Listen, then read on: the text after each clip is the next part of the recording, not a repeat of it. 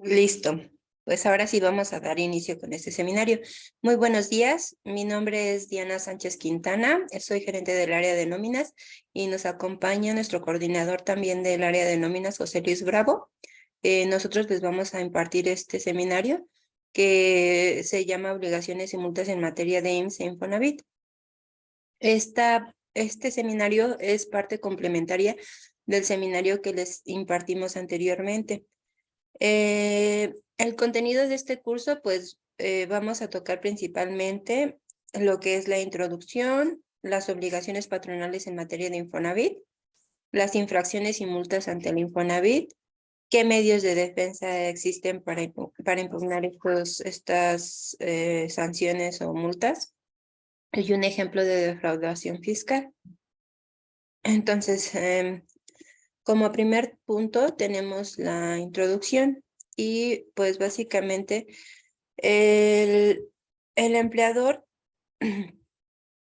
necesita personal cuando inicia su negocio y pues obviamente uno de los requisitos legales principales con la sociedad es y que se especifica en la Ley Federal del Trabajo, es que este patrón debe de facilitar a sus trabajadores la prestación de vivienda. Entonces, a la par que se inicia la relación laboral y que se da de alta al trabajador frente al IMSS, en ese mismo momento se da de alta al trabajador frente al Infonavit. Y pues automáticamente esta obligación se cumple y en lo sucesivo, pues cuando se determinan cuotas obrero-patronales, se tiene que ir cubriendo esta prestación de vivienda, que es el 5% del salario base de cotización por cada uno de los colaboradores.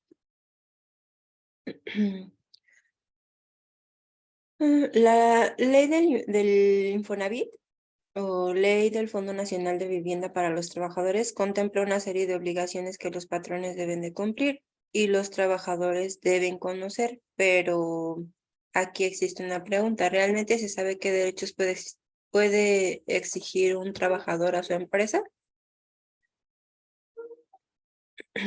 La primera obligación de un patrón con su trabajador es inscribirlo en el registro de Infonavit. Para esta inscripción se establece un plazo de 5 días hábiles a partir de que inicia la relación laboral y bueno, esta inscripción puede ser dentro de esos 5 días hábiles o un día antes de que el colaborador inicie su relación laboral.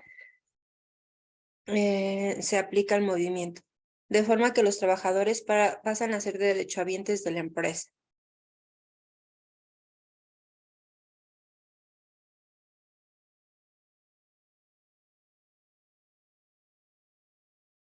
Bueno, con esta obligación, ya que el patrón realiza el movimiento de afiliación del colaborador y obviamente pues necesita el colaborador un número de seguridad social y establecer cuál es el salario base de cotización con el que se va a dar de alta. Este salario base de cotización, pues ya sabemos que es el salario puro más prestaciones que integran al salario. Y pues está también obligado el patrón a comunicar si existen modificaciones en el contrato sobre cuánto va a percibir el colaborador. Esto pues principalmente porque todas estas prestaciones o montos modificados terminan por modificar el salario base de cotización con el cual se está pagando la cuota obrero patronal en el IMSS y también en el Infonavit.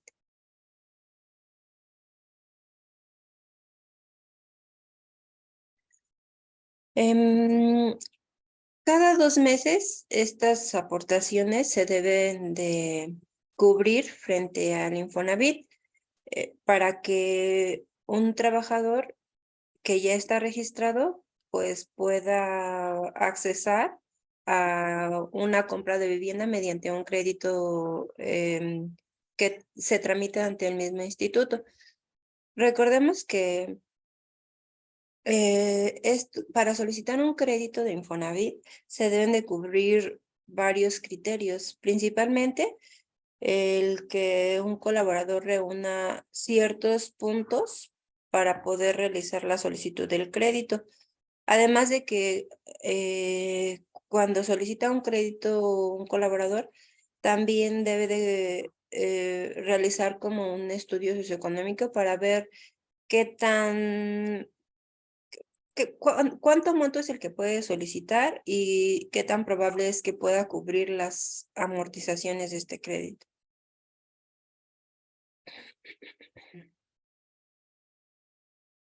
Bueno, a través de las aportaciones que realiza el patrón del 5% para este fondo, se crea una subcuenta llamada subcuenta de vivienda de Infonavit, mediante la cual los trabajadores irán acumulando puntos y bonificaciones, que esto es lo que les mencionaba. Para solicitar un crédito Infonavit, el colaborador debe tener al menos 116 puntos. Estos 116 puntos los reúne cuando el trabajador ya haya cotizado al menos 2 años, dependiendo la edad del colaborador, del monto de los salarios con los que esté cotizando. Y pues bueno, que precisamente esta relación de por lo menos 2 años no se ve interrumpida. Bueno, y ya reuniendo estos 116 puntos, el colaborador puede optar por solicitar un crédito ante la institución, ante el Infonavit. Y en caso de que no solicite un crédito, estas aportaciones que realiza el patrón puede retirarlas en la suma de dinero que haya acumulado en la subcuenta al momento de solicitar una pensión.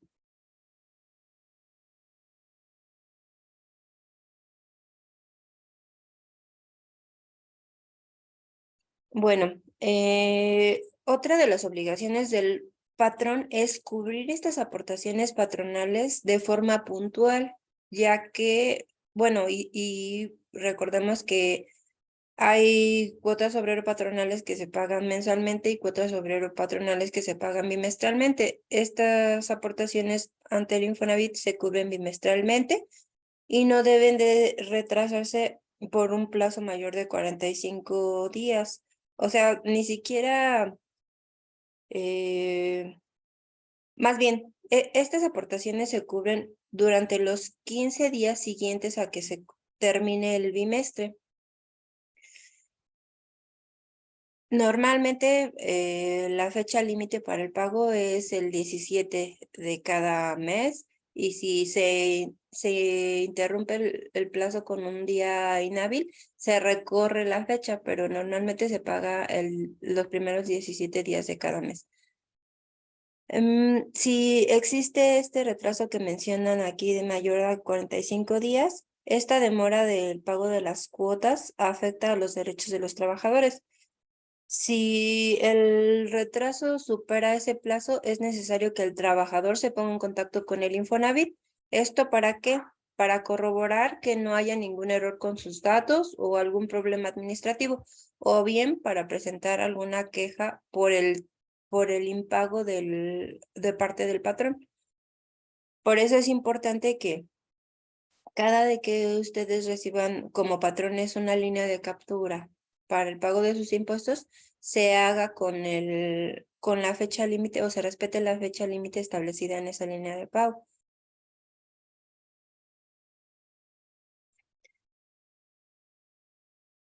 La última de las obligaciones que se debe tener en cuenta es que el trabajador cuenta con un crédito vigente a liquidar con Infonavit, o sea que el patrón será el encargado de retener el pago mensual acordado directamente de su salario.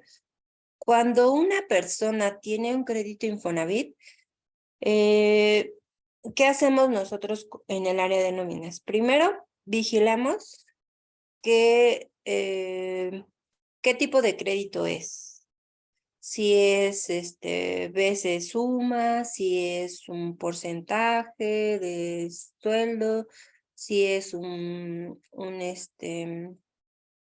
factor o un monto el que hay que retener bimestralmente.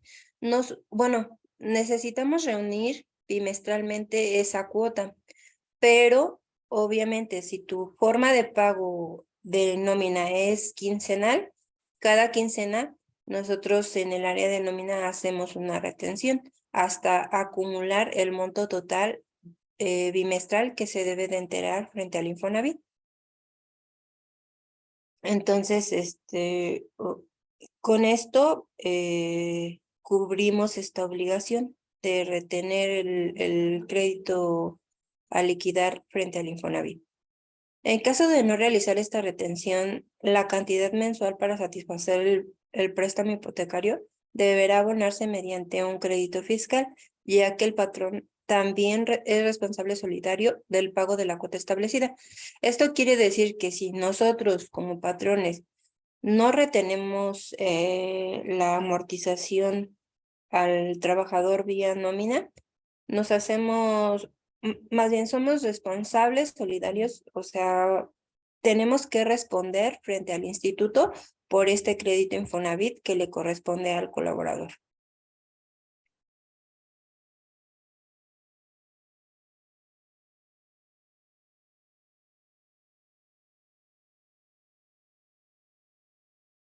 Bueno, igual que con el IMSS, cuando existe una visita a la empresa por parte del Infonavit o del IMSS, nosotros como patrones estamos obligados a facilitarles el acceso a estas inspecciones y obviamente también expedir toda la información que nos soliciten.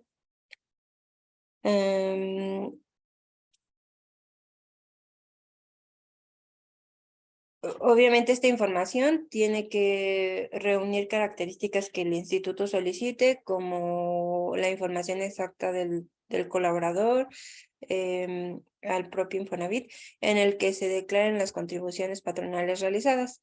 Esto es, por ejemplo, la información que procesamos directamente del SUA, las cédulas con las cédulas calculadas por los periodos que el instituto requiera y obviamente pues ahí se especifica qué salario base de cotización, qué trabajador o cuántos trabajadores tiene la empresa, los días que se están cotizando, si el colaborador tiene un crédito Infonavit, qué factor utiliza, la fecha de inicio del crédito, el monto a enterar bimestralmente al instituto, etc., etc. Si el colaborador participó el bimestre completo, si tuvo incapacidades, si tuvo ausentismos, etc. Toda esa información se le proporciona al instituto. Ahora, otro tema importante a desarrollar es las infracciones y multas ante el Infonavit. Las multas a las empresas que no paguen las aportaciones al Instituto de Fondo Nacional de Vivienda para los Trabajadores, o sea, el Infonavit, pueden ser de hasta 350 veces la UMA, porque recordemos que ahora son todo lo que era salario mínimo, ahora son UMAs. Y esto es por cada una de las personas que están inscritas a dicha dependencia. Por ejemplo, si una empresa evadió el pago de cuotas patronales, deberá cubrir el adeudo, aunque el personal ya no labora allí. Esto quiere decir que si tu colaborador estuvo durante los meses de enero, febrero, marzo, abril y tú omitiste realizar el pago de cuotas obrero patronales por esos 4 meses, entonces, si tu colaborador se fue de la empresa en mayo, aún así tienes la responsabilidad de realizar o de cubrir ese adeudo ante el instituto. Perdón. En el artículo 136 de la Ley Federal del Trabajo, señala que toda empresa está obligada a proporcionar a los trabajadores habitaciones cómodas e higiénicas. Y para cubrir con esta obligación, deberán aportar al Infonavit la cantidad equivalente al 5% del salario de cada persona. Esto era lo que les comentaba. Y no solamente es del salario, sino del salario base de cotización. O sea, además del salario, las prestaciones que integran este salario con el que se da de alta ante el IMSS y el Infonavit. Si la persona moral, empresa o persona física no cumple esta obligación, el Infonavit no podrá autorizar un crédito para adquirir una vivienda, puesto que no se ha abonado estos importes a la subcuenta de vivienda o a esta subcuenta. Pero si cuentas con un crédito de Infonavit en marcha y la organización para la que trabajas deja de pagar sus aportaciones, los intereses de tu deuda subirán. Y esto pasa a menudo con los patrones que no cubren sus obligaciones en tiempo. Al final, el colaborador es el que se ve afectado porque se asume que no está cubriendo las amortizaciones en tiempo y por tanto el monto de sus intereses incrementa. Entonces hay que estar muy consciente de ello. Al final de cuentas, como mencionamos, el patrón es responsable solidario de estos montos de los créditos que solicite el colaborador. En nuestra siguiente diapositiva tenemos aquí un documento que muestra cuáles son las infracciones y cuáles son las multas que nos impone el Infonavit por no cumplir en tiempo con nuestras obligaciones.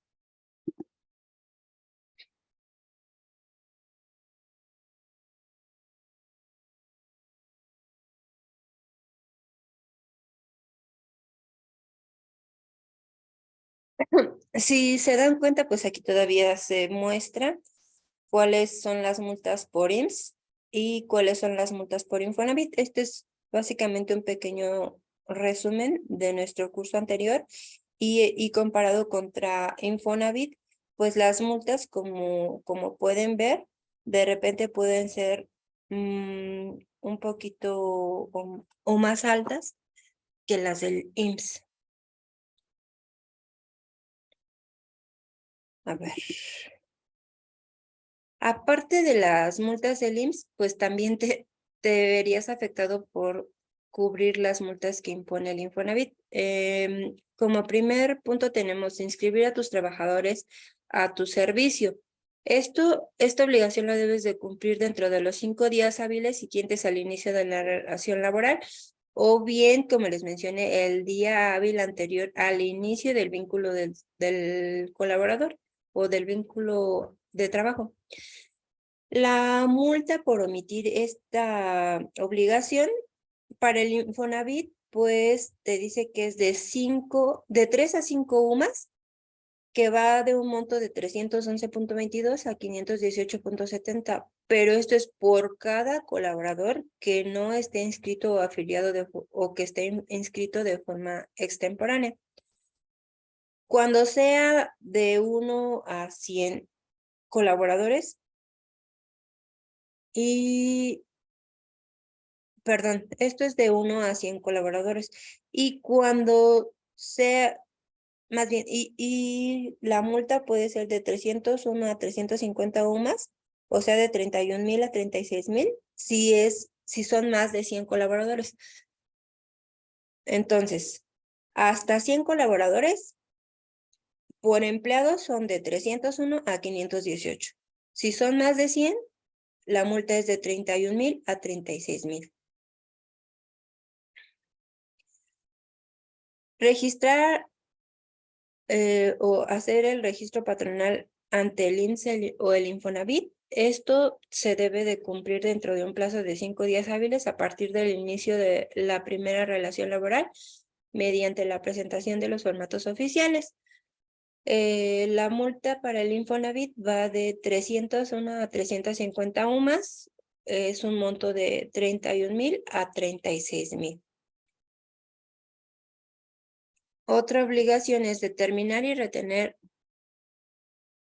retener y enterar las cuotas obrero y amortizaciones de créditos de los trabajadores. Si no se realiza esta obligación dentro de los 17 días de cada mes, mediante las cédulas de pago o medio magnético, que es el SUA, la multa va de 301 a 350 UMAS, que es un monto de 31,000 a 36,000.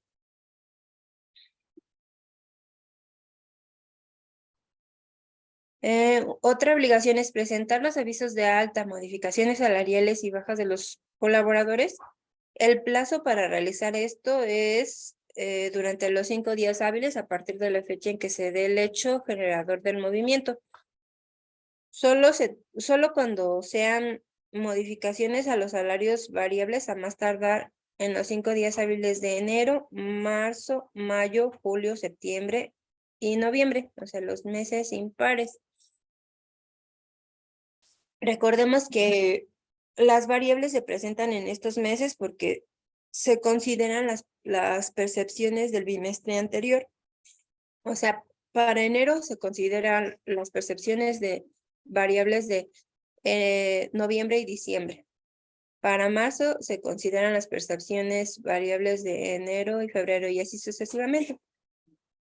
Por no cumplir con esta obligación, para el Infonavit tenemos las siguientes sanciones por altas y modificaciones de 251 a 300 sumas, que es un monto de 25,000, casi 26,000 a 31,000.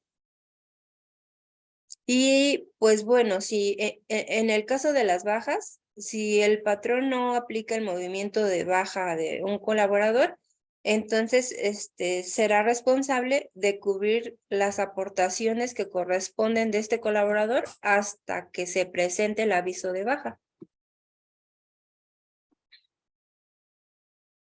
Aquí es importante, por ejemplo, cuando tenemos un finiquito y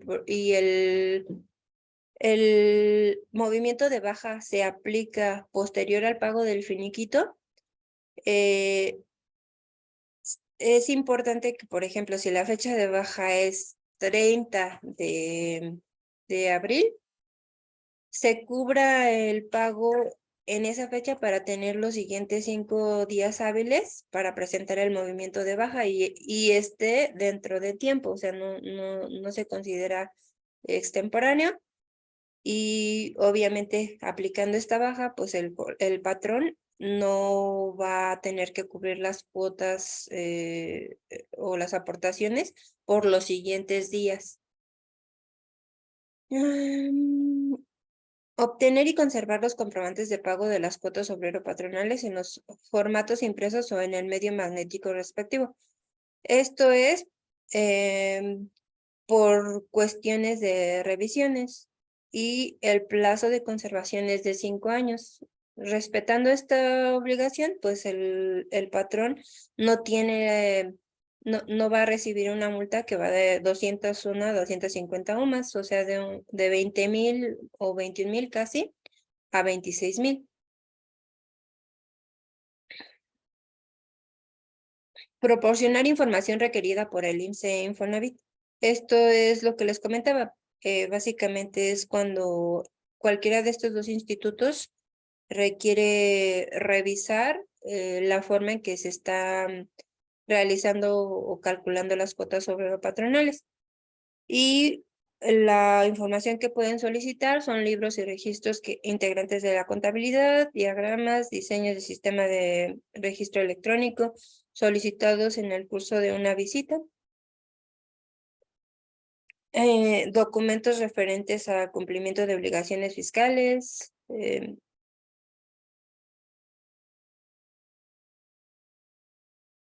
bueno, y aquí menciono los plazos, en cuánto tiempo debes de proporcionar esa información. De no cumplir con esta obligación, puede ser acreedor de 251 UMAS a 300 que va de un monto de 26,000 a 31,000. O sea, sí son bastante altitas las multas del Infonavit. Otra obligación es facilitar información relacionada con el cumplimiento de tus obligaciones, o sea, los comprobantes de pago de las aportaciones, enteros de descuento y demás datos necesarios para el cumplimiento de sus fines.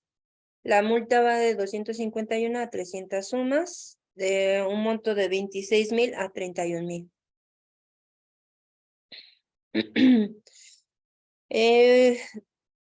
Proporcionar o permitir inspecciones y visitas domiciliarias practicadas por el IMSS o Infonavit.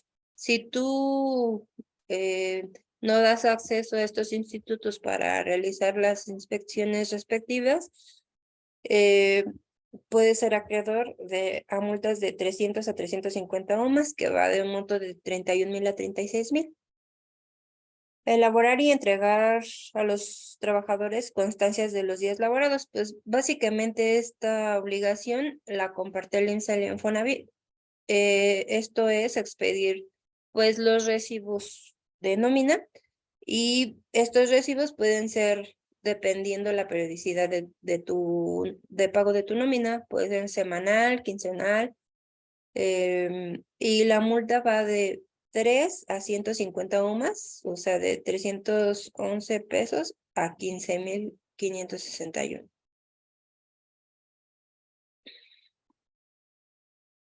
Comunicar al IMSS cualquier modificación de la empresa o patrón.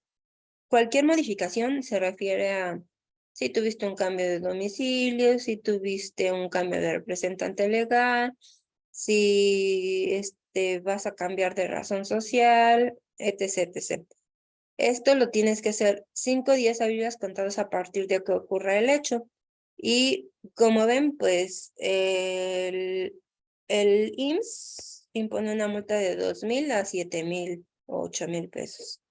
Pero para el Infonavit va una multa de 251 a 300 sumas, que son 26,000 a 31,000, o sea, es más alta la multa.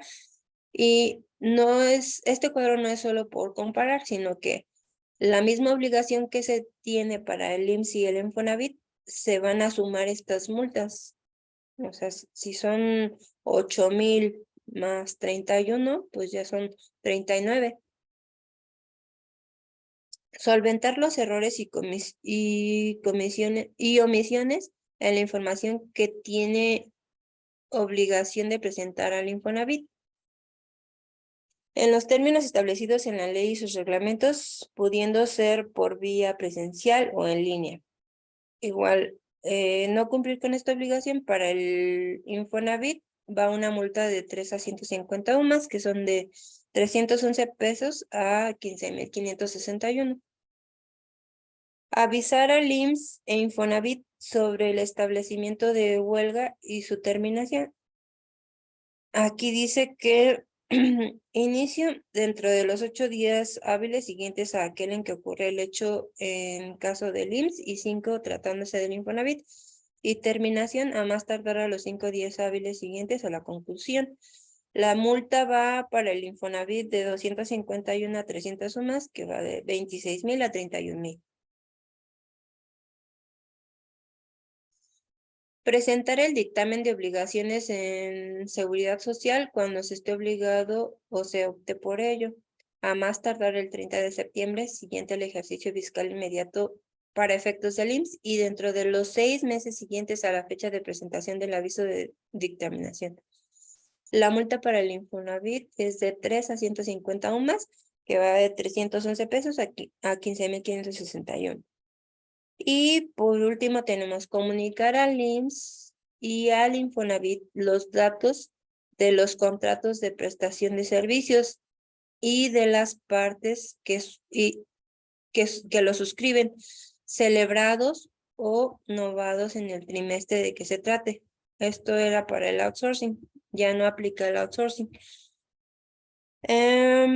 Pero surge otra obligación, lo de REPSE, y con ello las informativas de SUEIS y SUD. Entonces,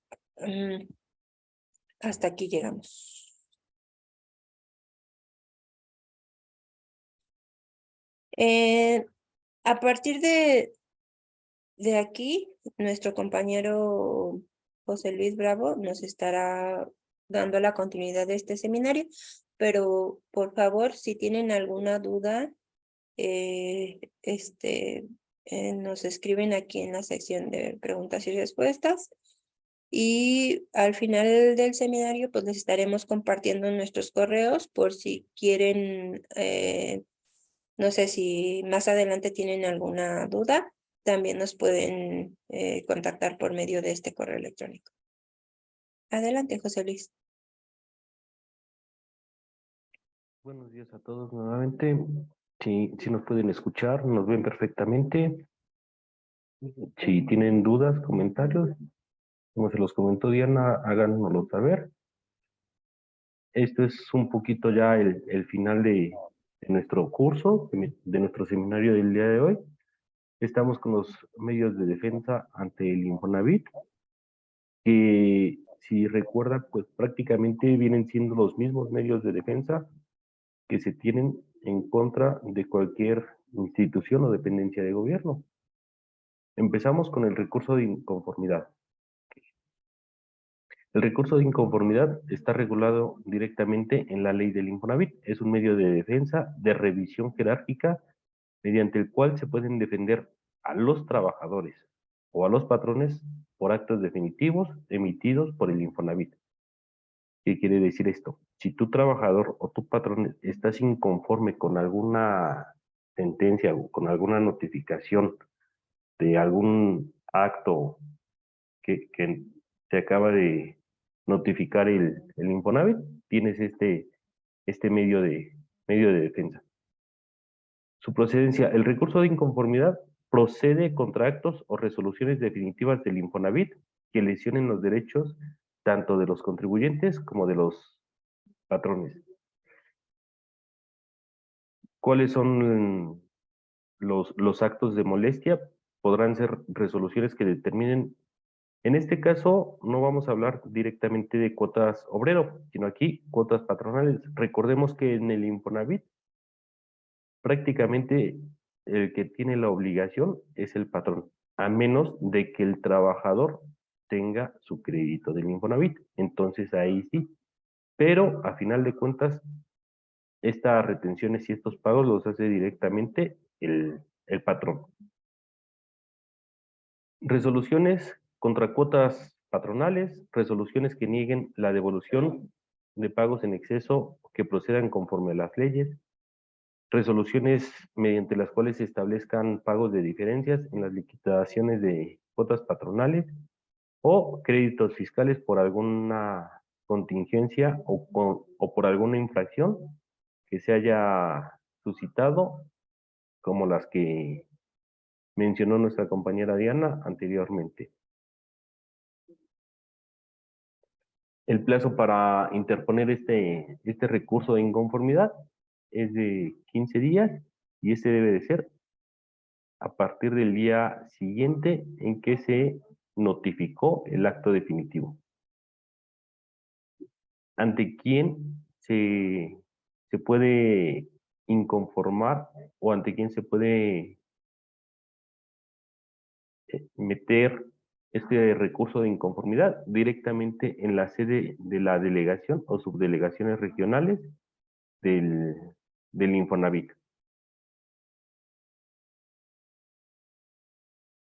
Juicio contencioso administrativo es un juicio o un medio jurisdiccional mediante el cual el contribuyente no está satisfecho con la resolución del recurso administrativo,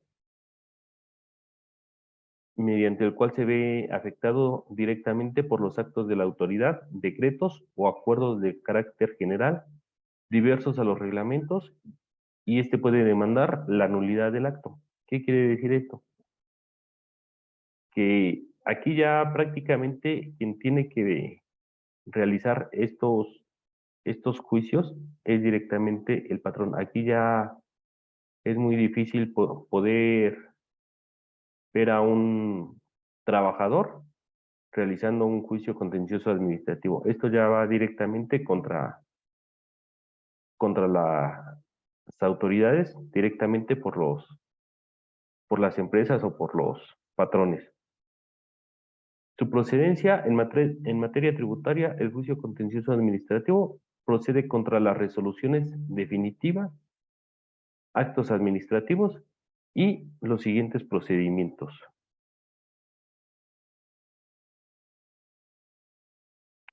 Las dictadas por autoridades fiscales federales u organismos fiscales autónomos en que se determine la existencia de una obligación fiscal, se fije en cantidad líquida o se den bases para su liquidación.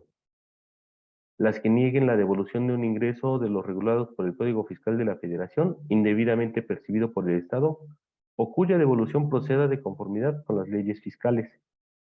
Las que causen agravio en materia fiscal distinto al que se refieren los puntos anteriores, y acuerdos generales autoaplicativos diversos a los reglamentos, multas por infracciones a normas administrativas federales, pensiones y prestaciones sociales en materias de militares y civiles cuando sean a cargo del erario federal, y las demás leyes como competencia del tribunal y los decretos.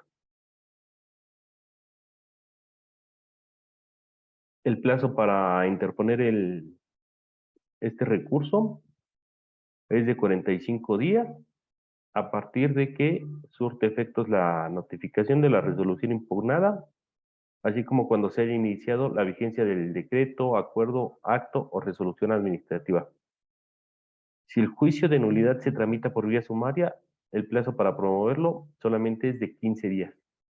¿Y ante qué autoridad se deben de llevar a cabo estos juicios? Es ante el Tribunal Federal de Justicia Federal, Fiscal y Administrativa, que son las salas superiores y las salas regionales. No sé si hasta aquí tengan alguna duda, algún comentario. No veo nada por aquí en el chat ni en la sesión de preguntas y respuestas. Posterior va un juicio de amparo. El juicio de amparo es un medio jurisdiccional de control constitucional con el que una persona acude ante el órgano judicial para reclamar un acto de un órgano del Estado o de una ley cuando siente que se vulneran sus derechos fundamentales. Existen dos tipos de amparo: amparo directo, amparo indirecto. El directo procede contra sentencias definitivas y resoluciones respecto de las cuales no se permite ningún recurso ordinario por el que puedan ser modificadas o revocadas. El juicio de amparo se puede promover dentro de los 15 días, aquel que surte efectos la notificación o la resolución que se reclame, en aquel quejoso que haya tenido conocimiento o se ostente sabedor del acto reclamado o de su ejecución. Cuando se reclama una regla general autoaplicativa, el plazo aumenta hasta los 30 días. ¿Quiénes son las autoridades competentes para llevar a cabo este tipo de juicios? Los tribunales colegiados de circuito en materia administrativa, cuando es su caso, lo puede resolver hasta la Suprema Corte de Justicia de la Nación. El amparo indirecto es resuelto por juzgados de distrito. No sé si tengan dudas, comentarios. Aquí vamos a ver unos ejemplos muy básicos de lo que es la defraudación fiscal, pero directamente enfocados con el Infonavit. Sabemos que aquí, al tener la obligación directamente con el IMSS, por default se dan las obligaciones con el Infonavit. Bueno, los ejemplos de defraudación: dar de alta a un trabajador con un salario inferior al que realmente está percibiendo. ¿Qué quiere decir esto? Yo, patrón, te doy de alta con un salario mínimo, pero el resto de tu salario te lo doy en efectivo, te lo doy como algún otro tipo, o te lo pago con vales de despensa, cualquier situación así. Esto de la defraudación se está viendo afectado directamente tanto el IMSS como el Infonavit, ya que está dejando de percibir recursos porque no se está enterando la cuota correcta de acuerdo al salario base de cotización de los trabajadores. Y esto estamos hablando de que sea en un trabajador. Si es si son 100 o 200 trabajadores, pues se estará viendo afectado el ingreso para los institutos. No dar de alta en el IMSS o en el Infonavit a una persona que tenga el crédito hipotecario con la finalidad de no pagarlo. ¿Qué quiere decir esto? Yo, patrón, te pregunto antes de poderte registrar como mi empleado, si es que cuentas con un crédito hipotecario, esto con la finalidad de proceder a no registrarte ante el Seguro Social y ante el Infonavit. Otro ejemplo es retener el dinero de un trabajador para su crédito del Infonavit y no pagarlo. ¿Qué quiere decir esto? Yo de manera quincenal te estoy reteniendo 1,000 pesos. En el lapso del bimestre te voy a retener 4,000 pesos, pero yo a la hora de hacer el pago de mis cuotas obrero patronales, no entero estas cantidades que yo como patrón ya te retuve. No sé si tengan alguna duda, alguna cuestión referente a estos ejemplos. Tal vez son un poquito básicos, pero pues así es la defraudación fiscal ante estos institutos.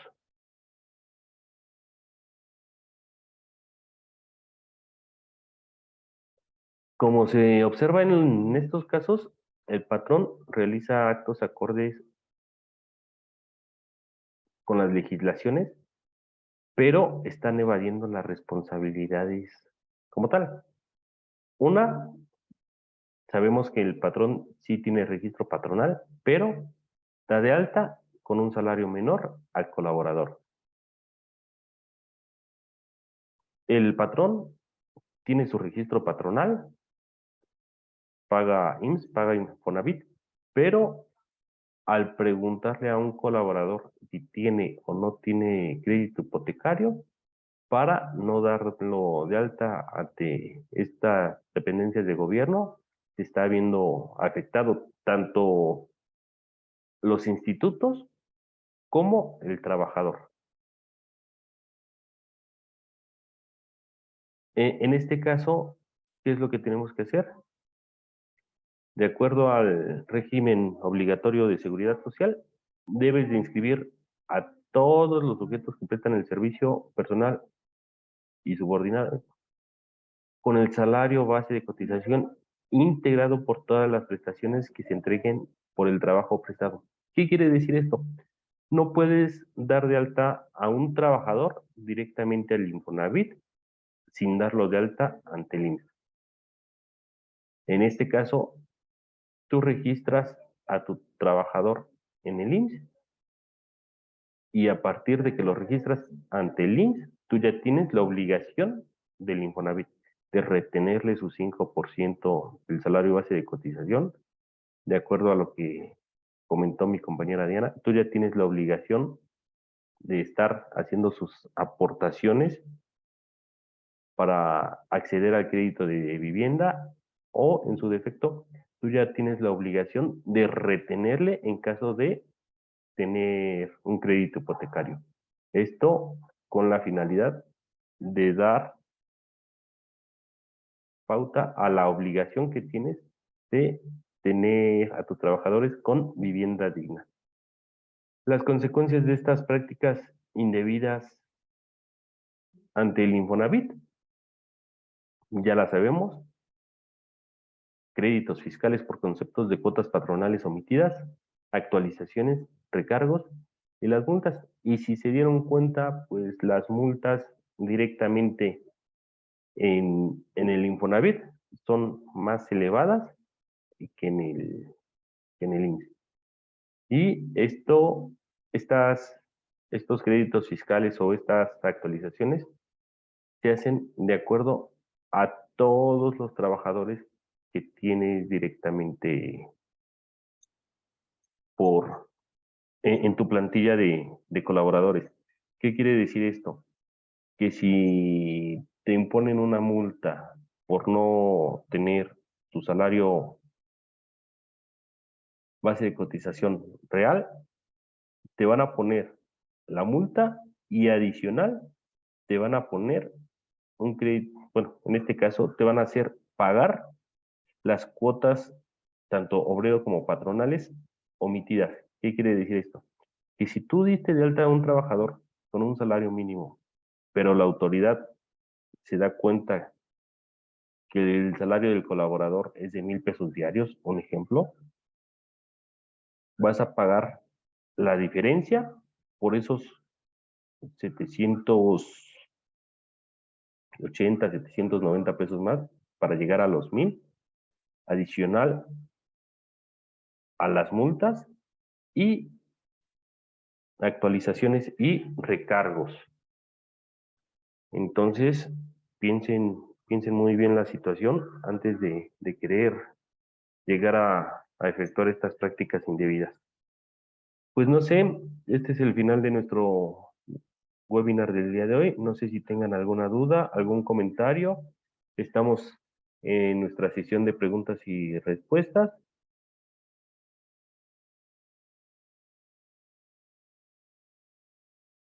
A ver, por aquí ya tenemos una.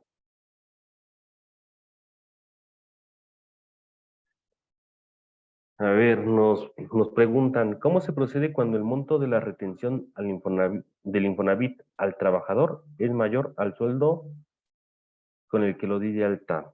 Ok, aquí esto es muy común porque, un ejemplo, tal vez el trabajador tenía un trabajo en el cual ganaba 30,000 pesos mensuales, por X y circunstancia se da de baja, teniendo su crédito del Infonavit, encuentra un nuevo trabajo, pero en este nuevo trabajo solamente le van a pagar 10,000, 15,000 pesos. Aquí se está viendo que la retención va a ser un poquito mayor. ¿Qué es lo que tiene que hacer?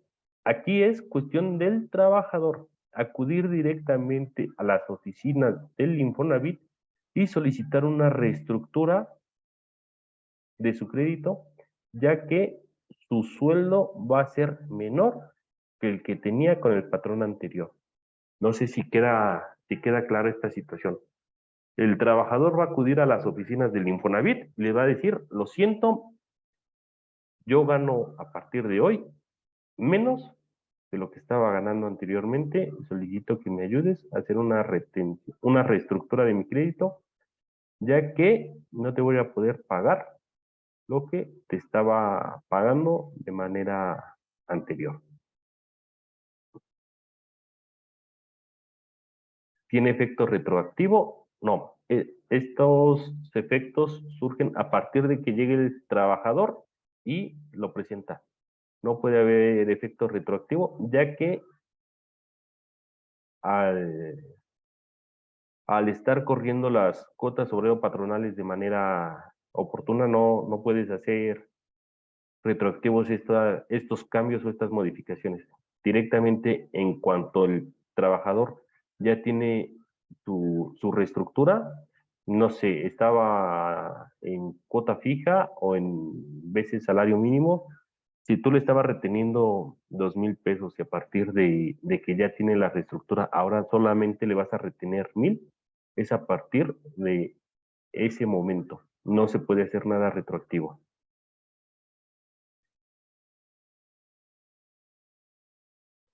A ver, por aquí otra de nuestras preguntas. Si el patrón reporta por error un importe menor a la retención del trabajador, ¿es obligación del trabajador pagar esa diferencia por error? No, esto sí es error del patrón. El patrón directamente puede accesar al portal empresarial del Infonavit y solicitar una línea de pago para realizar el pago de esta diferencia. Pero aquí sí es culpa del patrón, por lo que veo, no sé, tú le retuviste en nómina 5,000 pesos y enteraste 4,000 pesos. Entonces aquí sí es culpa del patrón y el patrón debe solicitar la línea de captura adicional.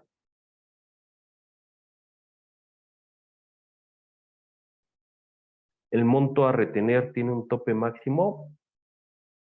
Lo único que te puedo comentar aquí es que recuerdes que al trabajador no le puedes quitar más del 30% de su salario o no le puedes retener. Ah, puede suceder lo mismo que con la pregunta inicial, de que estaba el trabajador ganando un poquito más, pasa a un nuevo empleo donde gana menos, lo que se va a hacer es hacer reestructura hacia abajo. Hacia arriba, recuerda que tenemos los salarios topados a 25 veces la UMA, que son alrededor de 2,505 pesos, si no mal recuerdo. No a Eso es lo que vas a poder topar. Las retenciones de bueno, en este caso las aportaciones del patrón a ese tope. Pero de acuerdo a lo que te dice el Infonavit en cuestión de crédito, ellos te van a hacer un estudio y van a dictaminar cuánto es el tope que te van a poder retener.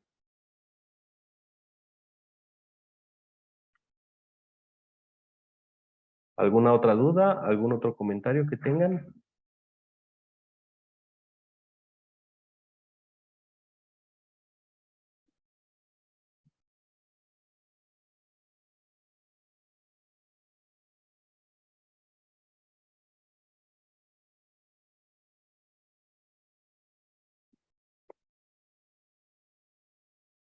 Los nuevos, tenemos una pregunta adicional. Los nuevos factores de descuento de acuerdo a constancias subsecuentes, ¿a partir de qué fecha aplican? Tengo entendido que es a partir del siguiente bimestre completo.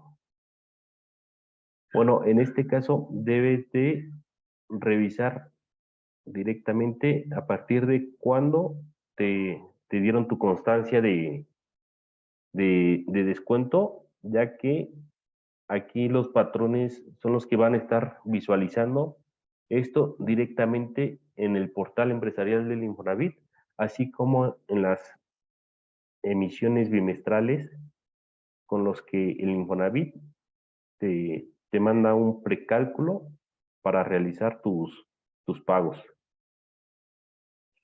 Posiblemente sí sea a partir del siguiente bimestre de que surta efectos la nueva constancia, pero nos han llegado a presentar modificaciones de retenciones y prácticamente las hacemos no a final de bimestre, los hacemos a fin de mes. Un mes cotiza con un factor, otro mes cotiza con otro factor. Nos han llegado este tipo de situaciones. ¿Alguna otra duda? ¿Algún otro comentario?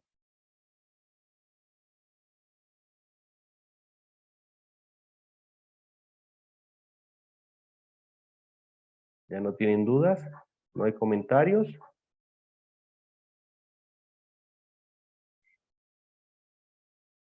¿Algún comentario adicional que tengas, Diana?